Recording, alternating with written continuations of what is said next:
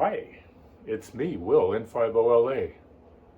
No fancy theme song, no crazy graphics, just me in the shack, back in the Heathkit hospital.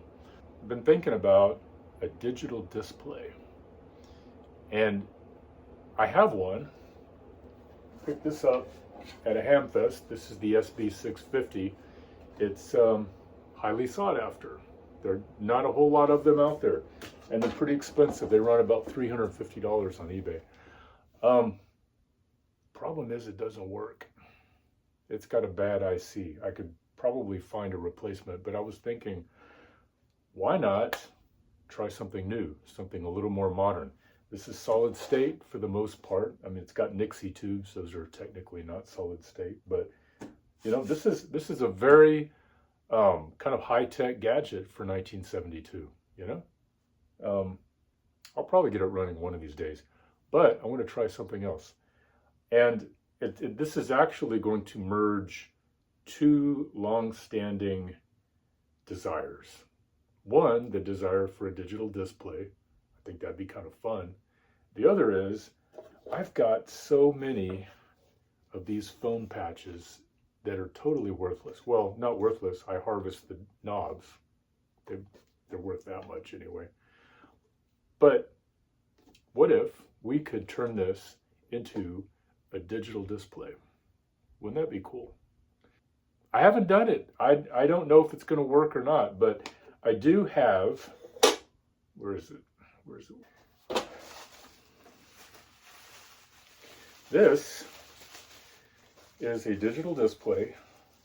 It's sold by Kilo 3 Juliet Lima Sierra. It's Joe Birch.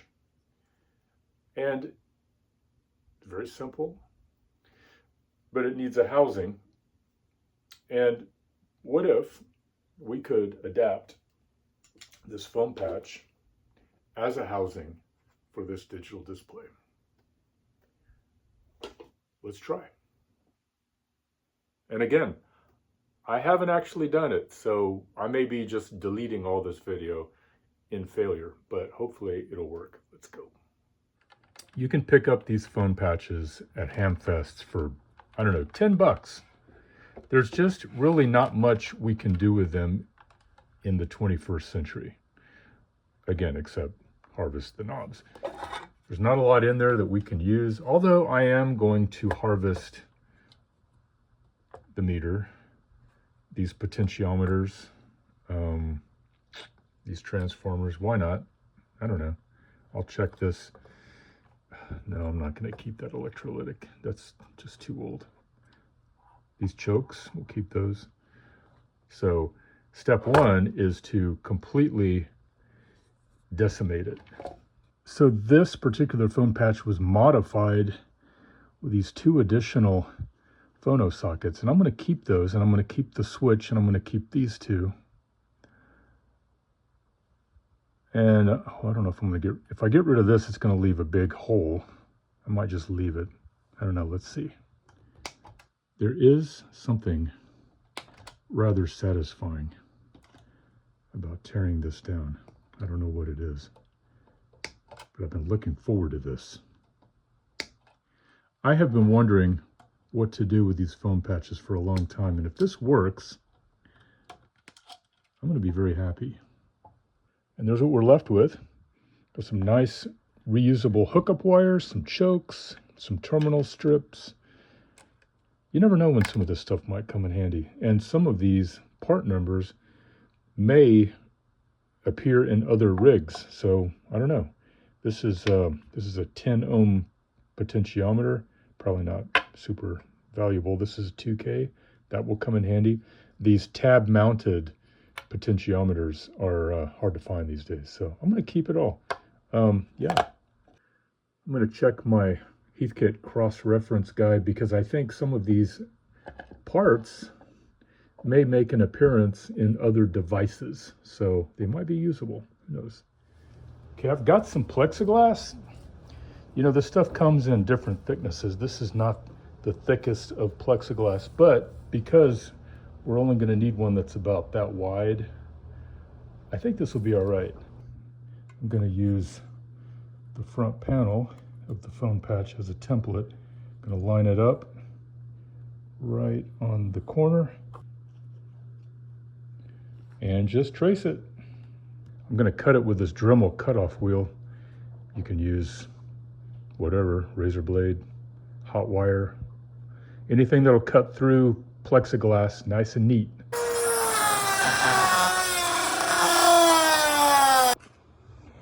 Actually, you can get a much straighter cut on a table saw. This top part has a little edge right here, and on this side it's flush. So what I'm going to do, and I'm kind of glad we're using this 1/8 inch plexiglass because this will fit just right, and it won't have plexiglass sticking out over the edge, not much anyway. Comes right to the edge, so it's nice and flush with that triangle. Perfect. Here's what I'm proposing to do. I'm going to cut an opening right here. I was thinking about actually just cutting off that front panel, but here's the problem. What's going to support the plexiglass? You can put stops behind it, but I really want to utilize the strength of this metal cabinet.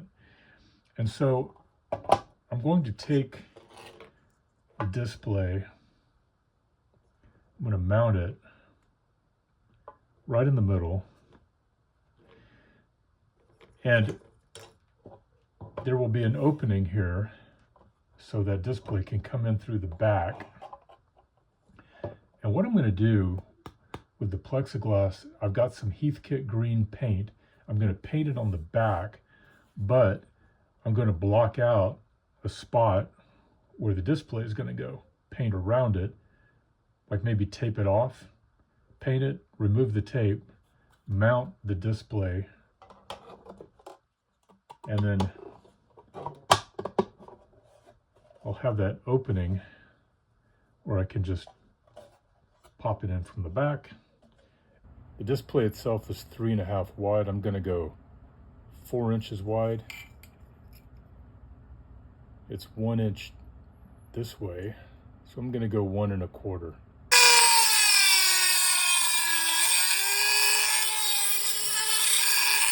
By the way, be damn sure you're wearing eye protection for this exercise. All right, so I've got my window drawn out, and I can wipe that off at the end. I just want to get the basic footprint for my readout. And then guess what? I just realized that electrical tape is exactly 0.75 wide, which means I can use a piece of electrical tape right here, and it's going to be the exact width. Cool. I've never tried spray painting over electrical tape. I hope nothing bleeds under it. We shall see. I'm using my Heathkit green, available on eBay.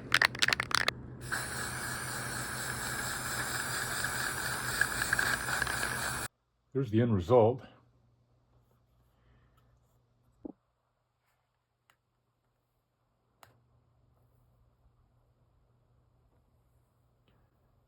That's not bad.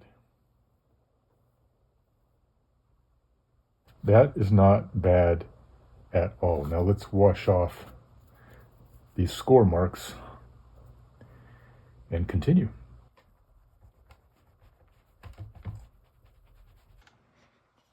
That's how it's going to look. I was also thinking maybe an on and off switch right about there. Question. So I'm going to have 4 screws holding the display to the plexiglass. Do I need more screws to hold the plexiglass to the body? I'm not going to do that. I am going to make this a permanent attachment, and I'm going to glue this down with some really strong glue. Obviously, it's better if you have a drill press, which I don't.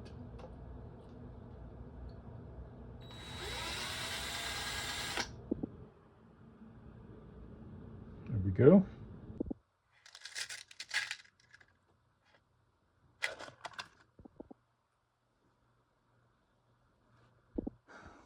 Okay, so I'm using number 6 screws. They're too big. I would recommend getting like number 4 screws. Maybe the kind with a flat head. I'm going to go ahead and use this because these are the screws that I had in stock. But I think something a little more petite would be appropriate there. So I've been debating what to do about the back of this thing. This particular foam patch came with these 2 phono sockets that were added, and then it's got these 2. I don't need 4, I need 3, and they're all spaced widely apart. That's weird. I'm going to need a socket for my power supply, and this is actually going to fit right here perfectly. That's nice. And I can use this switch as on and off. That's cool. But what about these? Well, rather than try to have 2 here, 1 here, and 1 that's dead, that's dumb. Let's just add 1 more external RCA socket.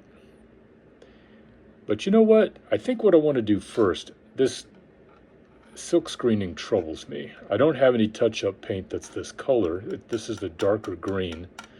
I think what I'm going to do is I'm going to strip all this off, and I'm going to shoot this with some of my Heathkit green paint. So we will have some additional holes that we don't want, but at least we won't have this random silk screening that no longer serves its purpose. So let's strip all this out.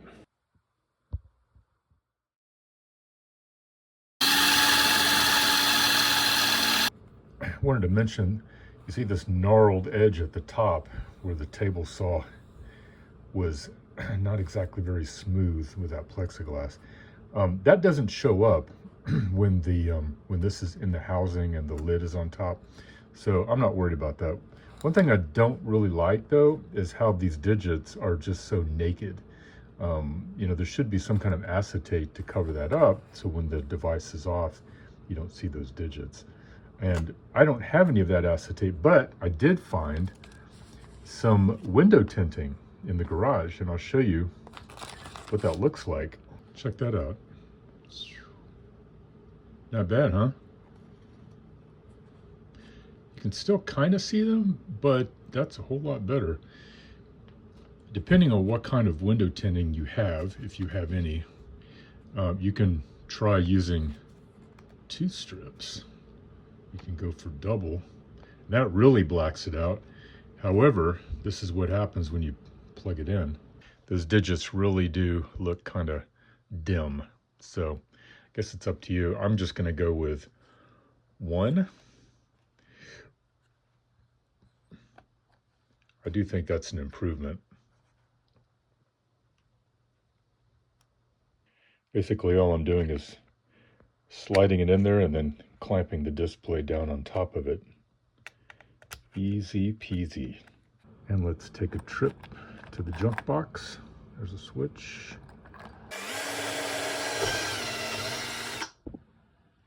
I'm at the point now where I'm ready to mount this front panel to the cabinet. But how am I going to do that? I've already got so much hardware on there. I don't want 4 more screws on the front of this thing. So I'm going to use a very strong epoxy. First, I'm going to put the top on so that I've got it positioned. I've got that front panel positioned exactly right. I'm going to mount the 4 screws holding the top part of the cabinet. Glue this down. Then I'm going to take the top off and proceed with mounting the PC board. I'm sure there are folks out there who have better methods than this, but that's how I'm going to keep that front panel from popping up while the glue dries. And we'll come back in a few hours and see. All right, it's the next day. Had a little setback, a little cosmetic imperfection. I think what happened was I had glue behind here, and I pushed them together, and then they came apart while the glue was setting, and it pulled the spray paint away from the plexiglass just right there. And that makes me sad. It really does. I could lay a piece of electrical tape here, remove the hardware, and spray paint the front, and then clear coat it. All right, you know what? Screw it. I got my hardware out. I removed the display. Another piece of electrical tape that pretty much matches our opening. I'm going to go paint it. All right, while that's drying, I'm going to go ahead and modify my HW101 to work with this digital display. That's going to mean adding either 2 or 3 phono sockets. We have a spare that we can use here. Don't want to mess with the ALC because I'll need that if I want to run this with an amp. So I'm going to add 2 sockets right here, I guess. I don't know. I don't like splitting them up from the socket over here, but I don't really have room for 3 here unless I jam them up. You can also put them on this back panel. Problem is, if you ever need to work on this rig, you'll need to remove them to get this back panel off. So I'm not going to do that. I've already got that problem. This is a CW side tone volume adjustment that I put on there. This rig is my pride and joy, by the way. I had the good fortune to find this at a very good price in kit form about 5 years ago, and I built it. And a lot of people say, don't build them, you destroy their value.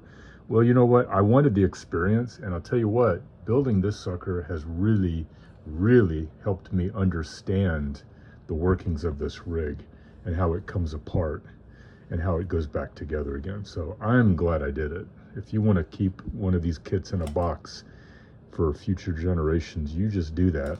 I have a few too, like I've got a bunch down there that I have not yet built, and I don't know if I will build. But anyway, let's go ahead and modify this. I'm gonna drill 2 sockets right there. And there's our sockets, clearly labeled. Modifying the rig is pretty simple. The instructions are in the SB650 manual. There's 4 pages. And yeah, you need some RG174 coax. I had some in my junk drawer. Anyway, I'm going to go through, do the 3 modifications to hook up those sockets, and I'll be back. All right, we have our connections made, and I want to point out one thing. If you are looking at the SB650 PDF that's circulating on the internet, and you get to the VFO installation, well, there's no figure 3-10 in that PDF, and this is where you want to mount that coax right here. This is point G, and there's the ground foil. This did not turn out bad at all. Not at all. I think it would have been prettier if it had that glassy finish that it had before, but this is okay. This is just fine. We learned a lesson. I learned a lesson. Let's pull the tape and continue installation, get to the finish line.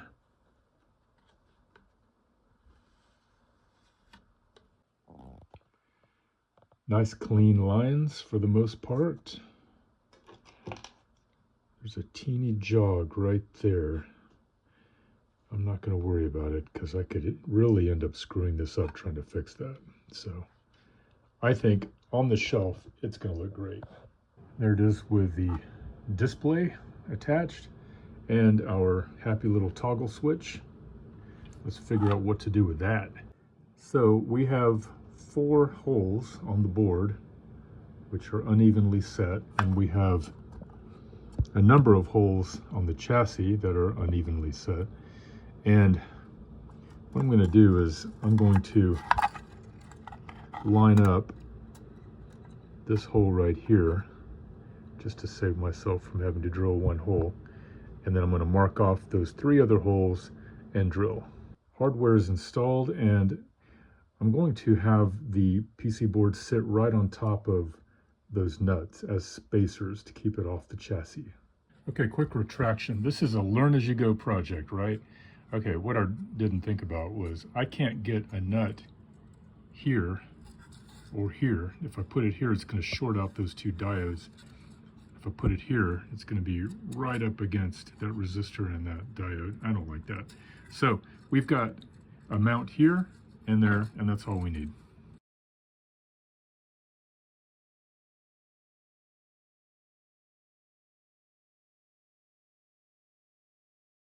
The video display kit comes with 4 of these, so I'm going to go ahead and connect them to each of the RCA sockets and hook them up, and then we'll get on with the power supply and run it to the switch. Getting really close to the end, folks. All right, there we go, nice and clean. The DC voltage is wired in so that it goes positive right into the board, and then the negative routes to the switch. And I've got it set up so that off is in the left position, on is in the right. That's what she looks like. Pretty handsome, huh? To hook it up, I've got some cable. It's marked, it's labeled, so I don't screw it up. I don't remember who sent me this, but it's really professional grade cable. I may have mentioned this HW101. It needs some attention, and I've been too busy with other people's rigs.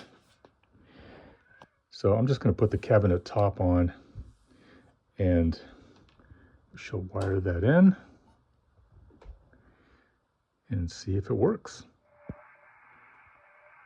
There it is. I never thought I would see the day when this old girl went digital. Really happy with it. But man, what a process. Wow. It's not the kind of thing you want to have to build every day. But anyway, good luck with your project. Hope you have better luck than I did, especially with that plexiglass. 73.